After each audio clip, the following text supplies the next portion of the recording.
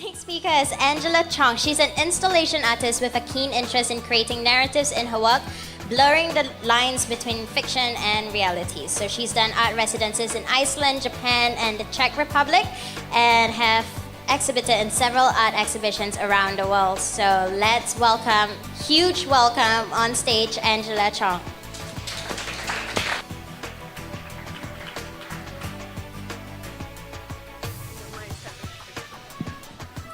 Sorry, I'm kind of short.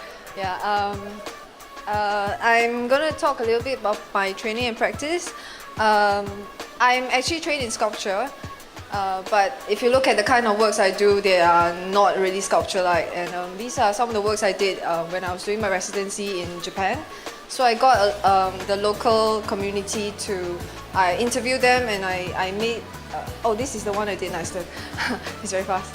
I got to talk to some of the local and then ask questions about someone from the family who deceased, who's passed on, and what is an object that represents them. So I got these works and juxtaposed them with real objects. And then subsequently, I got bored with projection work. I started working with analog interactive work, which is like puzzles I made for an exhibition which was exhibited in Singapore, and subsequently it was exhibited in KL, Kuala Lumpur, Malaysia. And yeah, these are some of the audience interacting with my puzzles. Yeah, and it's called careful carelessness because they are hidden in corners, and sometimes you can't really find my works. But I like it where it's about chance. So, and okay, I'm sorry. Yeah, a cube, a talk, and a birthday wish. Subsequently, when I was thinking for my proposal for iLight, I didn't really know what I wanted to do, but I'm quite sure I want to work with line works. I want to work with forms. So my first few proposals look a little like this. Yeah, they don't make a lot of sense to me because, okay, they look interesting, but yeah, I can program some, effects, but maybe I still want an engaging element. So when I was taking my break, I was watching her. She's a very famous graphic designer, and her talk really got me very inspired. And she mentioned something about play can be serious. So I was like, okay, why? And how can I incorporate like the element play in my work? So I was, the same thing. I was trying to incorporate my analog interactive work and maybe a simple form, which is the cube. And then subsequently I came out with my iLight work.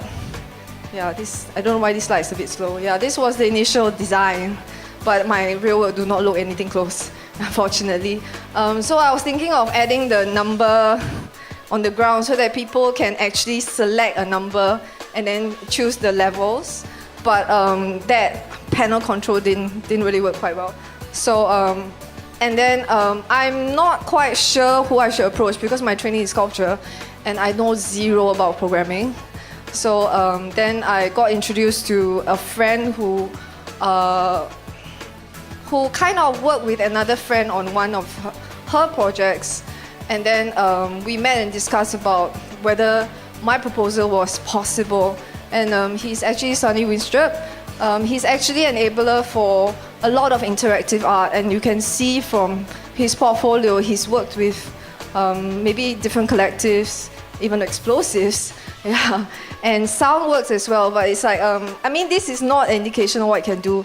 Yeah, and whereas my work is mainly projection work, a little bit of light work here and there, and I'm more kind of interested in history. Like if you look at the kind of works we do, well, where is it coming close? I'm not sure, like, how should I say?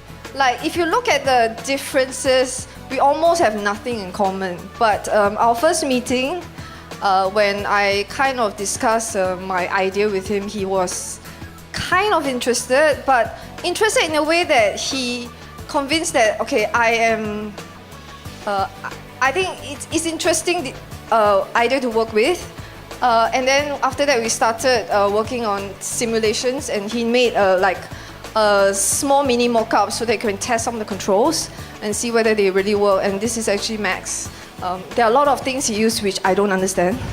Yeah, which I'm pretty impressed because it's like he kind of did a lot of things in a short time. And of course, while he was doing the software, I'm more in charge of doing a lot of design, and because there's the more part I can do. And we changed a few of the lighting system. We end up using fiber optics because I still want the neutral line looking effect. Yeah, and then of course a lot of the control designs changed as well. And this is still in the making process. Some of the messy things you don't see, yeah, which is underneath the controls, all the wiring. Yeah, and then we took like 3 nights to install it. Yeah, so like 3 long day and night to install it. The difficulty, this was when it was in test mode and you realize that actually there's this cube that's not working actually, even during the test. We had a lot of glitches and problems, yeah, but we managed to eventually resolve it. Yeah, and currently it's still working. It's actually a game with 4 players. This is the one with controls. Yeah, with only 1 control. So it can be a 3-player, 4-player, or 2-player game. You can't really play alone because we don't have a computer player. Yeah, for now. And of course, there's up, down, left, right, and you can move the cube forward, backward. Yeah, and this is And because my presentation is about collaboration and multidisciplinary, so to me, this is what collaboration means to me. And we wanted to actually use our respective disciplines to create a multi-interactive experience. But honestly, I really feel like my collaborator for this work is actually our audience, because without the audience, the work is not complete. Yeah. So I want to really thank my parents for putting in like finger-aching hours for helping me do some of the covering of the fiber optics, my contractor, which is Mr. Chicken, and my collaborator, of course, Mr. Sonny Mistral. Thank you.